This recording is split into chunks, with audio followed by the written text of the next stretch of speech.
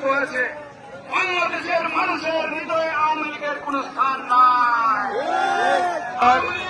মশাখালী ইউনিয়নে 1, 2 এবং 3 নম্বর ওয়ার্ড, ময়মনসিংহ দক্ষিণ জেলার পাগলা থানার মশাখালী ইউনিয়নের 1, 2 এবং 3 নম্বর ওয়ার্ড বিএনপি এবং অঙ্গ সংগঠন আয়োজিত আজকের ইফতার এবং দোয়া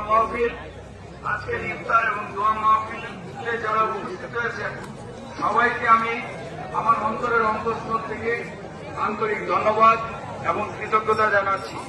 কেউ কেউ বলতো যে বিএনপি নির্বাচনে যায় নাই 14 সালে, বিএনপি নির্বাচনে যায় দেখুক যে ভোট কিরকম হয়। তো আমরা 2018 সালে ভোটে গেলাম, দল থেকে আমাকেও মনোনয়ন দিয়েছিল। সৎ এবং আদর্শিক নেতা ছিলেন। এই দেশের মানুষকে জিয়া রহমান কি লোক দেখানো ছিলেন? সত্যিকার অর্থে একজন সৎ এবং আদর্শ মানুষ ছিলেন। এই দেশের মানুষ মহান মুক্তিযুদ্ধের পর যখন লুটেরা রাজনীতি চালু হয়েছিল, একদলীয় বাক সরকার হয়েছিল, তখন শহীদ রাষ্ট্রপতি জিয়া রহমান এদেশের মানুষের এদেশের মহামানব হিসেবে আবির্ভূত হয়েছিলেন। এবং খালেদা বাংলাদেশকে খাদ্য স্বয়ংসম্পন্ন করেছিলেন, নারী ক্ষমতায়ন করেছিলেন, যুব অধিদপ্তর গড়ে তুলেছিলেন। দেশনেত্রী বেগম খালেদা এই বাংলাদেশটিকে একটি উন্নয়নের দ্বার প্রান্তে নিয়ে গেছিলেন বন্ধুরা আমার। কিন্তু আবার এই আওয়ামী লীগ ফ্যাসিস্ট হাসিনা ক্ষমতায় এসে এই দেশের মানুষকে একটি পার্শ্ববর্তী দেশের একটি অঙ্গরাজ্য বানিয়ে ফেলেছিল। ভাইয়েরা আমার, বিএনপির বিরুদ্ধে মিডিয়া ট্রায়াল হচ্ছে।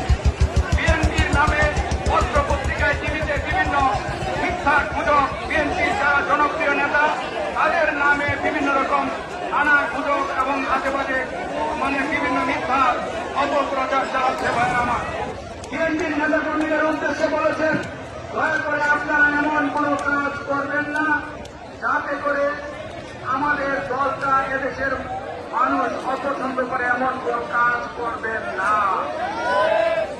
পৌঁছে দিবেন একটি দফা বাংলাদেশের মানুষের মুক্তির সনদ, একটি দফা দেশের মানুষের মুক্তির সনদ, একটি দফা দেশের উন্নয়নের সনদ।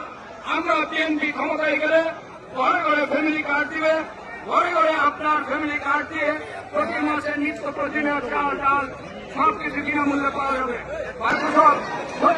জিয়া রহমানের আত্মার মাত্রা কামনা করছি, মহান মুক্তিযুদ্ধের শহীদদের আত্মার মাত্রা কামনা করছি এবং সর্বশেষ জুলাই বিপ্লবে সেই রংপুরের আবু সাইদ মুগ্ধ এবং চট্টগ্রামের অসীম সহ যারা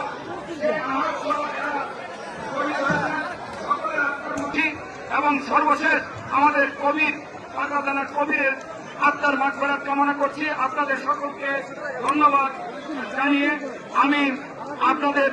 জানিয়ে আপনাদের দেশনেত্রী বেগম খালেদা সুস্থতা কামনা করে, আপনাদের সকলের সুস্বাস্থ্য কামনা করে আমার বক্তব্য শেষ করছি। দেশনেত্রী বেগম খালেদা জিন্দাবাদ, জিন্দাবাদ। আমাদের নেতা তারেক রহমান জিন্দাবাদ। শহীদ রাষ্ট্রপতি জিয়া রহমান অমর হোক। মশাখালী ইউনিয়ন বিএনপি এবং অঙ্গ সংগঠন জিন্দাবাদ। আপনাদের সকলকে ধন্যবাদ।